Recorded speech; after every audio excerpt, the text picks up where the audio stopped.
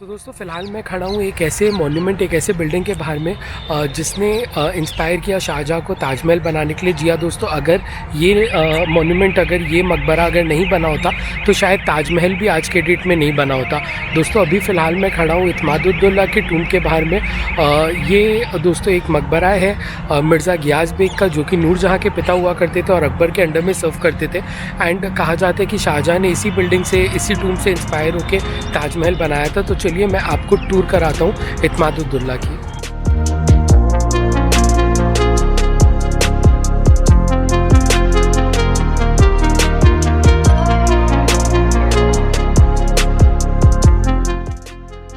तो दोस्तों इस मकबरे की सबसे पहली खास बात जो आप नोटिस करेंगे वो ये कि बचे हुए मुग़ल बिल्डिंग्स की तरह इसके ऊपर में किसी भी तरह का डोम नहीं है, बल्कि एक स्क्वायरिश छज्जा बनाया गया है। ये दोस्तों बेसिकली कब्र को ढकने के लिए है। तो दोस्तों यहाँ पे मेरे पीछे आप देख सकते हैं, ये है इत्मादुद्दौला का टूम, इत्मादुद्दौला का मौसलम है ये। और ये बनाया था नूरजहाँ ने अपने पिता के लिए। उनका ओरिजिनल नाम हुआ करता था मिर्ज़ा गियास बेग, और वो अकबर के मिनिस्ट्री में एक ट्रेजरर थे। और फिर उन्हें नाम दिया गया था उनके काम के लिए, मतलब उन्हें उपाधि दी गई थी इत्मादुद्दौला का, जिसकी वजह से इसे इत्मादुद्दौला का टूम इसे कहा जाता है। मुग़लों के समय में दोस्तों आगरा में टोटल 44 रिवर फ्रंट गार्डन्स थे, यानी कि यमुना नदी के तट पे टोटल 44 ऐसे गार्डन्स बनाए गए थे जिन्हें मुग़ल धरती पे जन्नत की तरह जाना करते थे। लेकिन दोस्तों फ़िलहाल उसमें से सिर्फ 2 ही ऐसे गार्डन्स हैं जो रिकन्स्ट्रक्ट हुए हैं, मेहताब बाग और इत्मादुद्दौला का ये 4 बाग गार्डन। तो दोस्तों this was regarded as a transitional phase जब मुग़ल आर्किटेक्चर शिफ्ट हुआ था from using red sandstone to white marble. तो पहले के टाइम पे जैसा कि आप जानते होंगे जितने भी मुग़ल मॉन्यूमेंट्स बनते थे सारे के सारे रेड सैंडस्टोन से बना करते थे, चाहे वो अकबर का टूम हो जो कि सिकंदराबाद में है, या फिर रेड फोर्ट हो, या फिर आपका आगरा फोर्ट हो। सारे के सारे जितने भी मॉन्यूमेंट्स हुआ करते थे सब रेड सैंडस्टोन से बना करते थे। उसके बाद में दोस्तों एक चेंज आया जब ताजमहल और ये सारे जितने भी मॉन्यूमेंट्स हैं, जैसा कि शाहजहाँ का भी जो महल था आगरा फोर्ट के अंदर में, वो भी वाइट कलर में बना हुआ था। तो उसके बाद में दोस्तों वाइट मार्बल यूज़ होने लगा जब उसमें थोड़ा पर्शियन, थोड़ा ईरानियन टच उसमें आ गया। तो दोस्तों ये माना जाता है एक ट्रांजिशनल फेज़, जो मतलब कि ताजमहल और अकबर का जो टूम्ब है उसके बीच में, ये 2 मकबरे के बीच का जो ट्रांजिशनल फेज़ है वो इसे माना जाता है। कहा जाता है कि शाहजहाँ इसी से बहुत ज़्यादा इंस्पायर्ड हुए थे, जिसके बाद में उन्होंने ताजमहल को उन्होंने वाइट कलर में बनाया था। तो चलिए चल के मौज़लम देखते हैं, टूम देखते हैं कि कैसा है, क्या है, यहाँ की आर्किटेक्चर को एक्सप्लोर करते हैं। कुरान में दोस्तों बताया गया है कि जन्नत में आपको फवारे और नदी देखने मिलेंगे, जिसकी वजह से इन मकबरों को भी नदी के तट पे बनाया गया है। काफ़ी सारे फुआरे दिए गए हैं और ताजमहल की तरह यहाँ पे भी आप 4 मीनारें देख पाओगे। तो दोस्तों सबसे पहली बात जो है वो ये है कि ये जो इंटायर जो मौज़लम है ये कम्प्लीटली सिमेट्रिकल मॉन्यूमेंट है।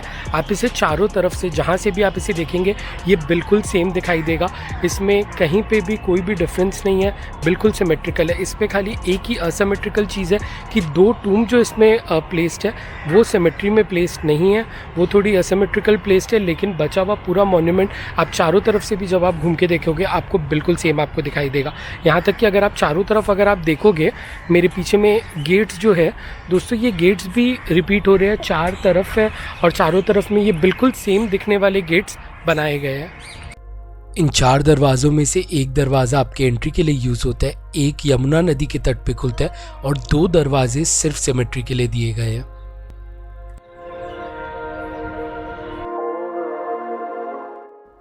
यहाँ पे दोस्तों आप इन दीवारों पे जो डिज़ाइन देख रहे हो ये किसी भी तरह का पेंटिंग नहीं है, बल्कि ये एक मुग़ल फॉर्म ऑफ आर्किटेक्चर है जिसे कि पिएत्रा दुरा कहते हैं। इसमें दोस्तों बिल्कुल प्रिसाइसली मार्बल के ऊपर में कटिंग की जाती है और सेमी प्रेशियस स्टोन्स को सेट किया जाता है।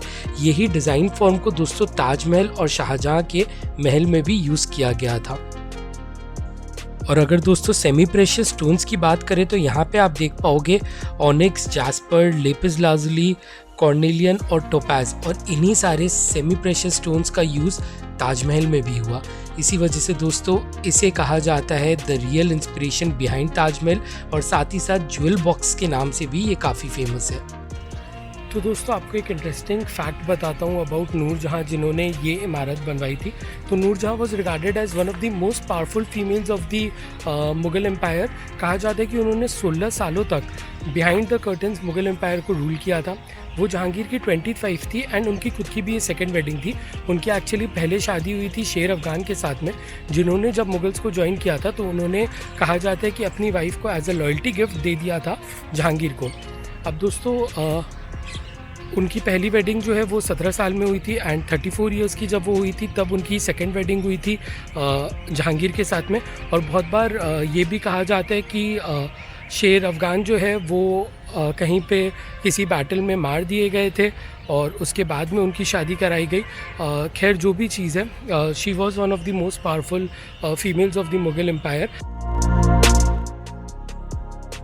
मुगल आर्किटेक्चर के सिंबॉलिक आर्च गेट के थ्रू चलिए भीतर चलते हैं और एक्सप्लोर करते हैं बच्चा ताज को।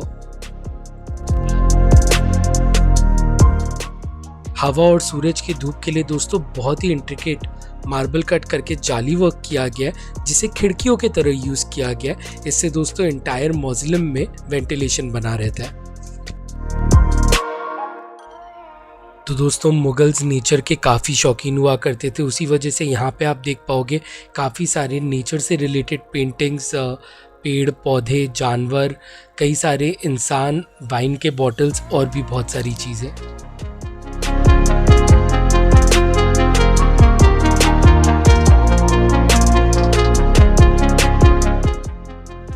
और इस मकबरे में दोस्तों सिर्फ मिर्ज़ा गियास बेग और उनकी बेगम ही नहीं बल्कि नूरजहाँ के कई सारे रिश्तेदारों के कब्र भी है।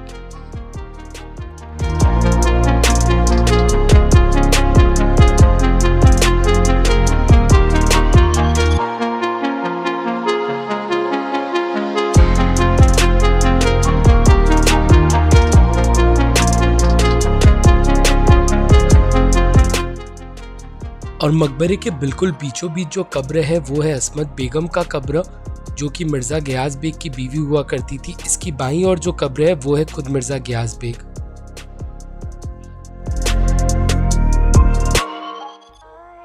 तो दोस्तों ये था इत्मादुद्दौला का टूम, बच्चा ताज या फिर ज्वेल बॉक्स, जैसे भी आप इसे कहें।